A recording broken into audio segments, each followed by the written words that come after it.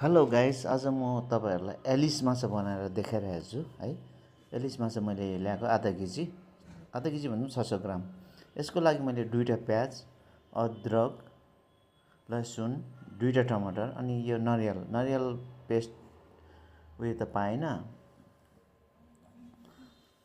यही डल्लो ल्याएको। अब यो अदरक, लसुन अनि प्याज, टमाटर सब यसमा हालेर मैले पिसेको छु। अनि माछालाई मैले थोडा म्यारिनेट गरिरहेको छु। अब एउटा कराईमा तपाईँले तेल हालेर जिरा हाल्नुहोस्। यो चाहिँ हो अदरक, लसुन, प्याज, टमाटर मिक्सी गरेको। त्यसपछि अब यसमा जिरा हालिदिनुहोस् है, हल्का जिरा हालेर जिरा ब्राउन भएपछि यो अदरक, लसुन, टमाटर, प्याजको पेस्ट हालिदिनुहोस्। त्यसपछि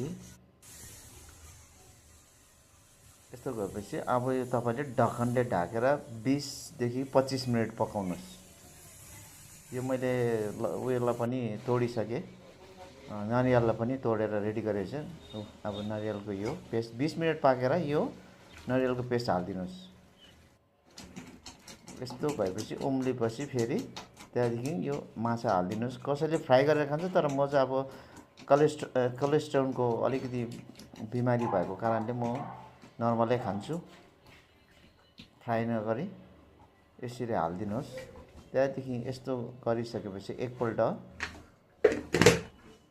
चलाइदिनुहोस्। चलाइसकेपछि पानी हाल्नुपर्छ तपाईँले 1 ग्लास जस्तो है।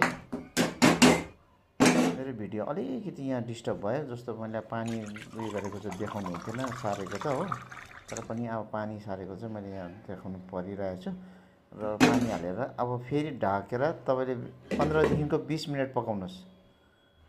त्यसपछि 15-20 मिनट पाकिसकेपछि यो भिडियो अलिकति खराब भएको छ, सरी। 15-20 मिनट पाकिसकेपछि अब तपाईँले पाक्यो, 15-20 मिनट पाक्यो। यो तपाईँले स्प्रिङ अनियन र कच्चा प्याज माथिबाट हालिदिनुहोस्। त्यसपछि एकछिन चलाइदिनुहोस् यसलाई। अब हाम्रो यो एलिस माछा चाहिँ पुरा पाकेर तयारी भइसकेको छ। हेर्नुहोस्, को कोलाई मनपर्छ, मलाई त फर्स्ट टाइम